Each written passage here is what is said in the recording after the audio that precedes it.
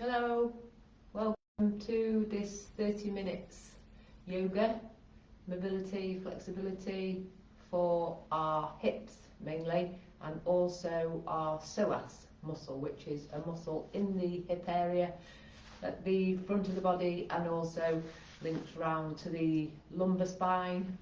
So it's the only muscle in the body that connects the legs, so the bottom of the body to the top of the body. So it connects.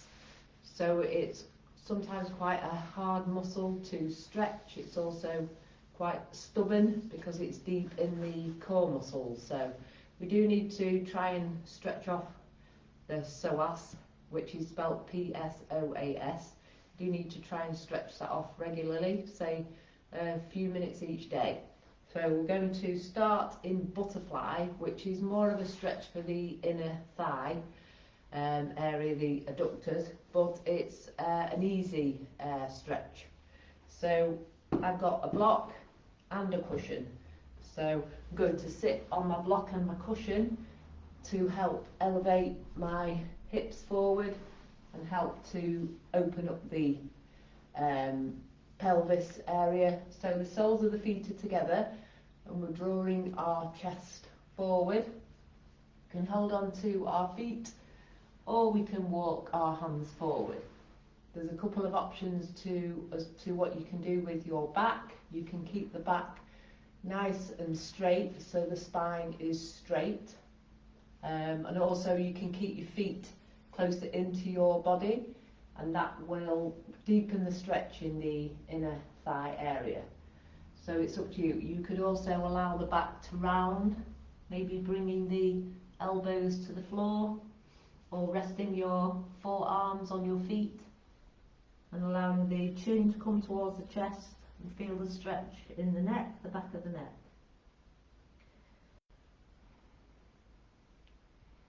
So butterfly is a nice stretch that we can do every day to release the psoas, release the adductors, help our back, stretch the hamstrings a little bit, prevent sciatica.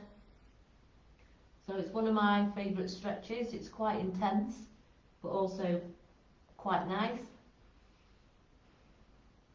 So you could stay here from anything from between 1 to 5 minutes if you've got time. Maybe you could butterfly your knees up and down. You could take the feet further away and go deeper into the forward fold.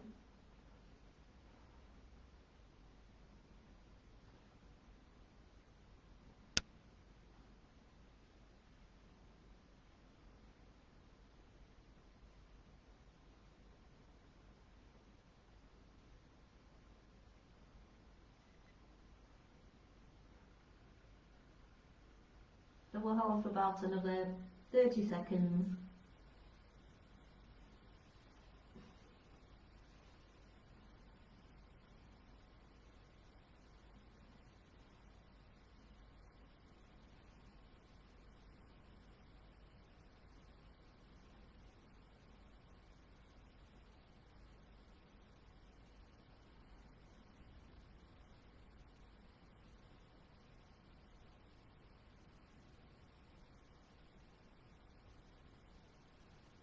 Now lifting up slowly and stretch out the legs.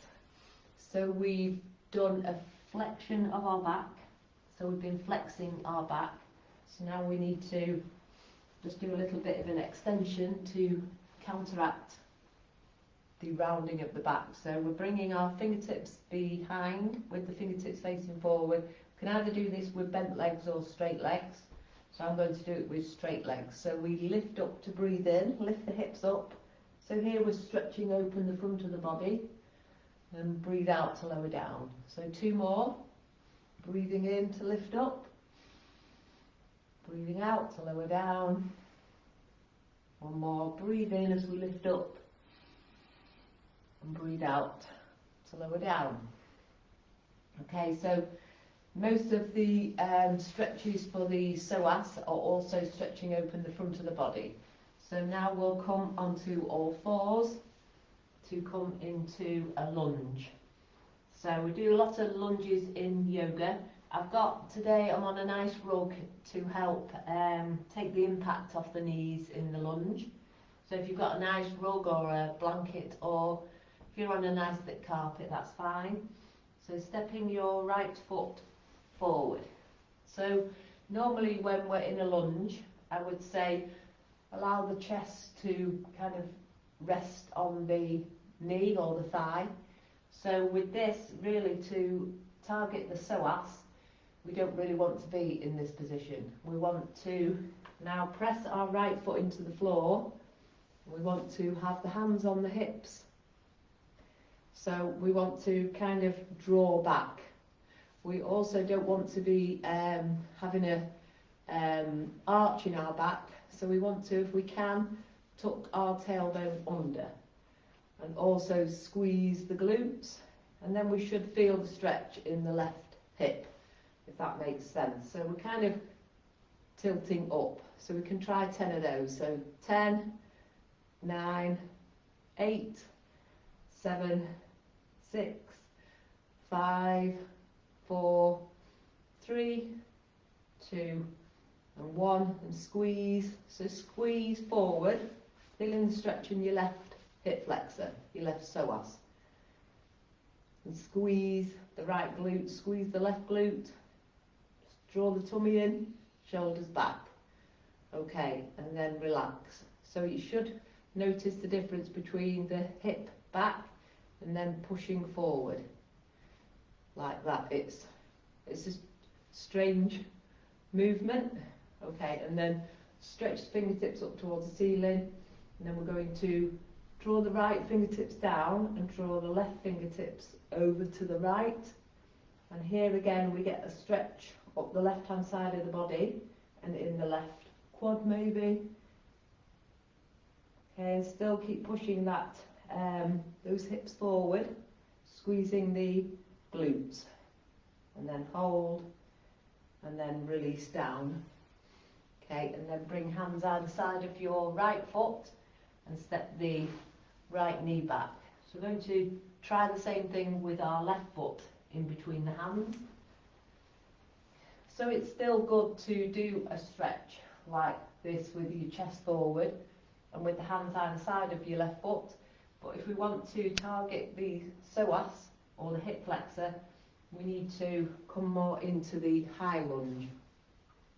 Okay, so draw the left foot back a bit, draw the hips back a bit, and then make sure we've got that nice flat back and we're kind of pushing our hips forward, if that makes sense. So chin parallel to the floor and we'll pulse. So 10, squeeze, 9, 8, 7, 6, 5, 4, 3, 2, and 1, and then hold and squeeze the glutes. So really trying to imagine you tucking the tailbone under, chest forward, shoulders back, and then stretch the hands up. Keep squeezing the glutes, keep drawing the tummy in, and then this time we're taking the left hand down to the side and we're drawing the right fingertips over to the left. We're feeling a stretch in the outside, right hand side of the body, maybe the hip flexor again and the quads, and hold, squeezing everything, drawing the tummy in, squeezing the glutes, drawing the fingertips over to the left. 3, 2, 1, and release the hand down. So try to get that feeling of squeezing the glutes and tucking the tailbone under as we move into some back bends. So taking the left foot back, hands forward. So just to say, if the back bends become too much, you can lift up into the tabletop and do some angry cats. So angry cats are making a C shape with the spine. We're pushing the mat away with our hands, drawing the tummy in and drawing the chin towards the chest. This counteracts the movement of the back bends. So everything that we're doing is good, it's just that sometimes if you don't do a lot of back bends, it can make the back sore. So angry cat's good, But if you don't do a lot of angry cat as well, that can be not so good. So it's hard, and we try to find the balance. Okay, so coming forward, first of all, the gentle back bend is the Sphinx. So the elbows are underneath the shoulders, and we're drawing our chest through as much as we can. And we feel a nice stretch in the abdominals muscles, which are linked to the psoas. We're also here strengthening our back. So first of all, check that you're pushing your pubic bone into the floor and the hips are level. Okay, so from here we're going to lift one foot up and then lower, and then lift the opposite foot up and lower. So you can look behind as well, maybe flexing the heel away, toes towards the face, or pointing the toes. It doesn't really matter. And if you look behind at the foot, you might notice that maybe the foot comes in a little bit. So just try to have your foot so it's in line with the knee. That just means we're keeping our ankles in line with our knee, and our knee is in line with our hip. Okay, and if that feels okay, we can lift both feet up.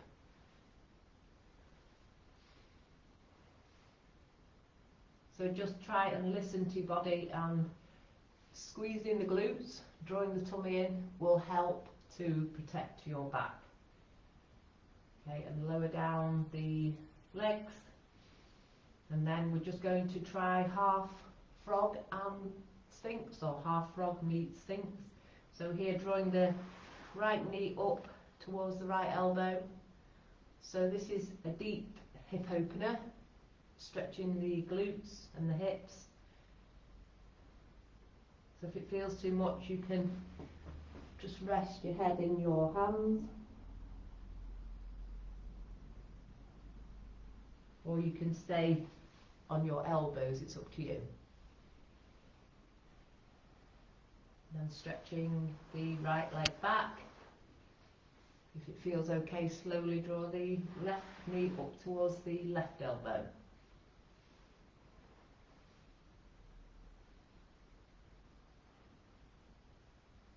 So these stretches should help if you have any back pain. Having tight hips can cause back pain or knee pain or bad posture.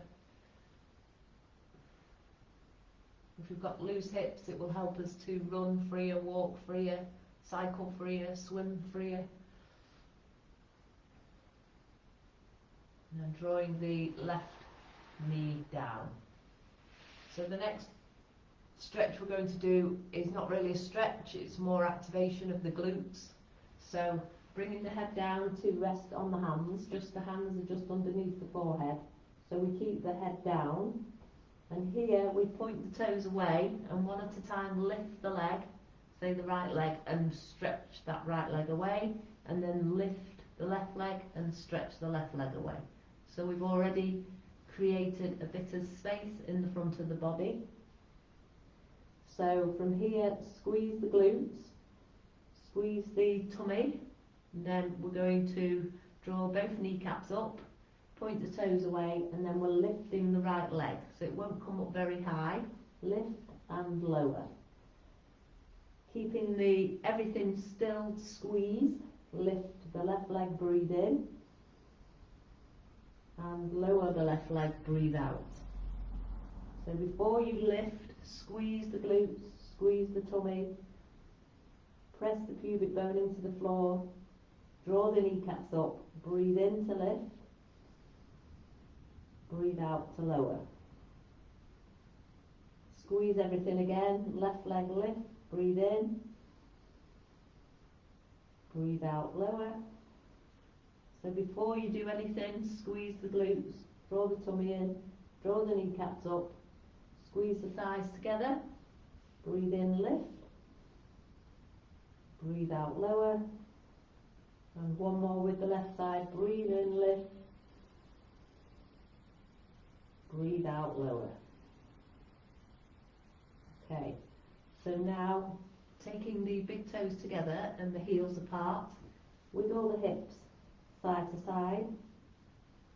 Might feel a bit of clicking in the back and the hips. Okay, and then from here we're going to press into the elbows, back into Sphinx, and then release the hold on the legs. So the legs now are just soft, not tense, not squeezing the glutes or anything. And we're going to come out of the back bend slowly. So press into the elbows, we lift up slowly, maybe resting the knees on the floor, then bring the hands to the floor, and then we come into tabletop. So, and here we'll do some angry cats. So we're bringing the chin towards the chest and pushing away the mat, arching the spine up as much as we can, drawing the tummy in, and then breathe in, lifting the chin so it's parallel with the floor. We're not going into the cow where we're tilting our sit bones up, just staying in a neutral spine. Then push into the hands again, chin towards the chest, pushing the mat away, drawing the tummy in into the angry cat. And then coming to the nice flat spine. Then from here we're going to do some Spider-Man lunges with rotation. So from here we're taking our right foot outside our right hand, pressing the left hand into the floor and stretching the fingertips up towards the ceiling. Okay, and then hand inside the right foot, stepping the right foot back, and then the opposite side. So left foot steps outside the left hand, press the right hand so it's underneath your right shoulder, and lift the fingertips up again, up towards the ceiling, breathe in, and breathe out, left hand back down. So a couple more each side, from tabletop, knees about hip width apart, right foot outside the right hand, right fingertips stretch up, breathe in, and breathe out, lower the right hand back down, and right knee back. And left foot outside the left hand, right hand stays underneath that right shoulder, left fingertips stretch up, breathing in, breathing out, and one more each side. Right foot outside the right hand, right fingertips stretch up, breath in, breath out, right hand down, right knee back, and left foot outside the left hand, left fingertips stretch up, breathing in and breathing out, left hand down and left knee back. Okay, so hopefully the back should be feeling a bit better. So from here you can carry on doing those Spider-Man lunges. If you want to, you could take the knees off the mat. So we're coming into a plank, so it's more intense. So again, right foot outside the right hand. So it might not reach there, so just edge that right foot forward until it's outside the right hand, or even a bit more forward. And then drawing the left kneecap up, so the left leg's straight and strong. So here we're getting a stretch in our left psoas, our left hip flexor, our left quad muscle. Then right foot back. Okay, and then from here, both legs are straight, step the left foot outside the right hand. And then if the left foot isn't there, just edge it forward. And then push the right heel back, draw the right kneecap up. Okay, and step the left foot back to plank. One more each side. So drawing the kneecaps up in a nice strong plank. Right foot outside the right hand. Okay, drawing the left kneecap up. Right foot back to plank. Left foot steps forward outside the left hand. Draw that left foot forward if you need to. And left foot back to plank. And slowly lower the knees. Then from here, take the knees slightly wider than hip width, big toes are together. Then walk the hands back and bring the hips back to the feet, or the bottom back to the feet. And you can either rest on your elbows or stretch the fingertips forward, slightly wider than shoulder width. Rest the head on the floor or a block. Or your hands, it's up to you.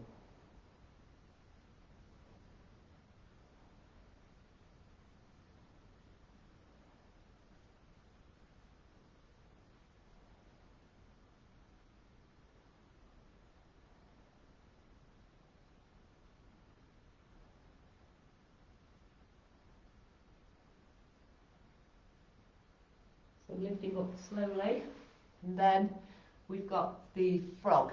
So you definitely need a rolled up blanket or towel or mat for the frog, just so your knees aren't too sore. So the frog, we come onto the elbows, and then we take the knees as wide apart as they'll go, and then we take the feet apart as well. And we're flexing our toes up towards the knees. So the further we take the elbows away, the less intense the stretch will be. If we walk the elbows back towards the knees, it's more intense on the adductors, the inner thigh. If it's too intense, you could bring your toes together for more like a tadpole. So it's up to you how intense you want to make the stretch. And then if you want to make it even more intense, a little bit of dynamic stretches, we lift up the right foot for a bit of internal rotation, lower the right foot, lift up the left foot, internal rotation. So this is quite intense on the abductors, the outer hip.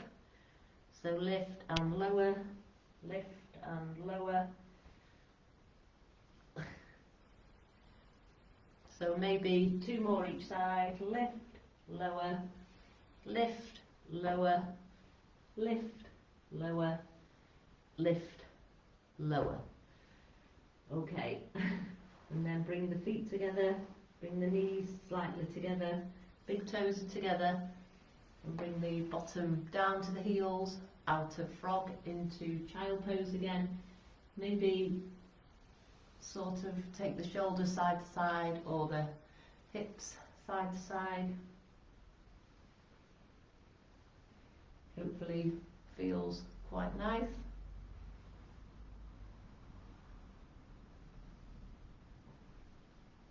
Okay, and then pressing into the hands to lift back up slowly to tabletop. So we're going to just try that lunge again to see if we've noticed any difference in the hips being loosened off. So we're stepping the right foot in between the hands, and then we're lifting the hands one at a time onto the right thigh. So here, hands on the hips, and draw that tailbone under. And we'll try that with pulses again. 10, squeeze forward, 9, 8, 7, 6, 5, 4, 3, 2, and 1. Okay, and then hands either side of your right foot. Stepping the right knee back, and then stepping your left foot forward. So from here, one hand at a time onto the left thigh, and then bring the hands to the hips and draw. Kind of draw the tailbone under, squeeze the right glute, and here pulsing again, so pushing forward 10, 9. So to get that more intense, maybe draw that left foot back a bit, press into the left foot, and then squeeze again. I forgot to say that. So pressing into your left foot, your left big toe, 10, 9, 8, 7, 6, keep squeezing the glutes, the tummy, 5, 4, 3, 2, and 1, and release. Okay, and left foot back, hands onto the floor. If you need to, you could Do some of the angry cats, chin in towards the chest, pushing the mat away, drawing the tummy in. Breathe in, and breathe out, and back to that neutral spine, and then coming down onto our backs. Over here, the favourite stretch is the pigeon or swan. So pigeon or swan in a couple of different options. So first of all, right ankle over the left thigh and then left foot off the floor. It might be enough to push that right knee away.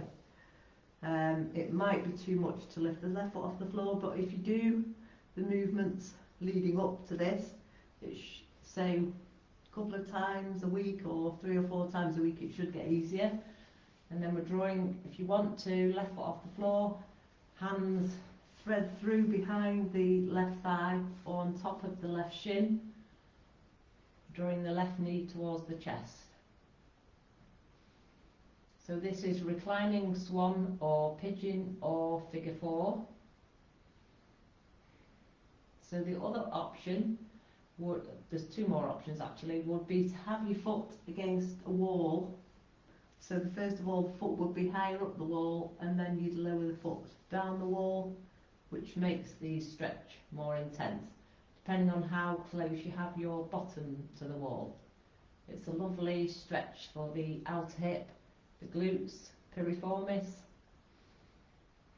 So then another option from here is the lean onto the elbows and come into the seated version, which is quite intense if you push that right knee away, and hands out at the side, chest coming forward, intense. Okay, and then the other option is with the right shin forward and left leg back, so that left leg can be bent or it can be straight.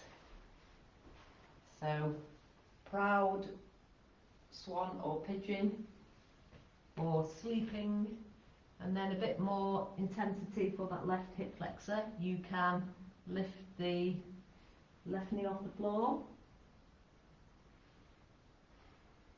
or the left knee down and lift the left foot off. So what we do with our feet can intensify the stretch. You can be proud, drawing the chest through. You can press the left hand into the floor and stretch back for the left ankle with the right hand, drawing the left foot towards the bottom. And lower. And then we'll take that right knee back, and then we'll try with the other side. So now the left ankle is over the right thigh, pushing the left knee away, and right knee off the floor.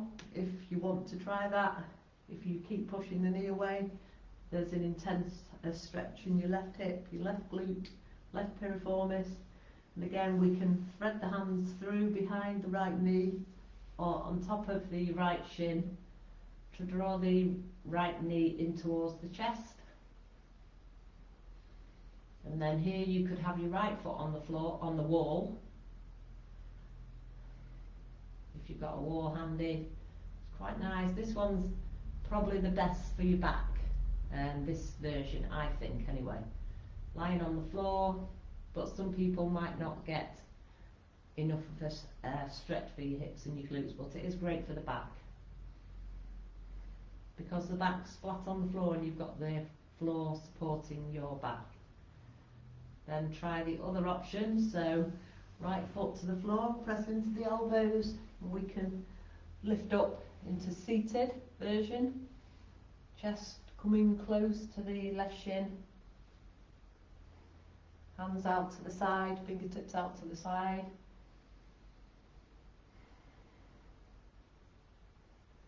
And then if you want to try the seated and proud or sleeping swan versions, it's the left shin forward, that right knee could be bent back, coming over the left shin, or the right leg can be straight back. So this is the classic version of proud swan or pigeon. Bring the elbows down for sleeping version. Press the hands back in. We can turn the right toes under and lift the knee off.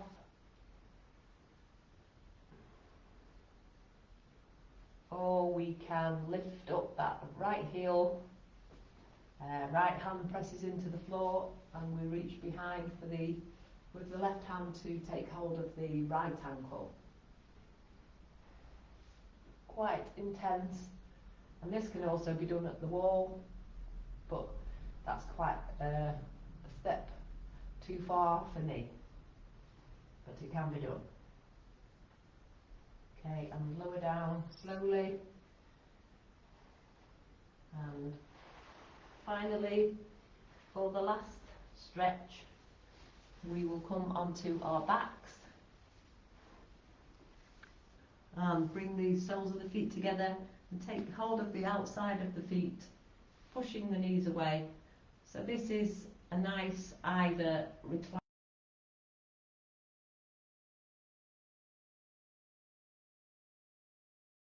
of happy baby. We can take our knees side to side, draw the feet closer into the body for more nice intense stretch of those adductors.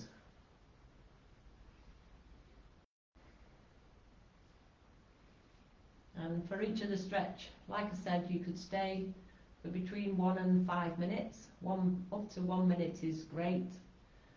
Even every day would be great. And then rolling up to seated, maybe bringing the knees into the chest and the head up towards the knees. A nice stretch for the back. And rolling up to seated when you're ready, or staying in the happy baby or reclining butterfly. Okay, thank you for joining. Hope you enjoyed, and see you soon. Bye for now.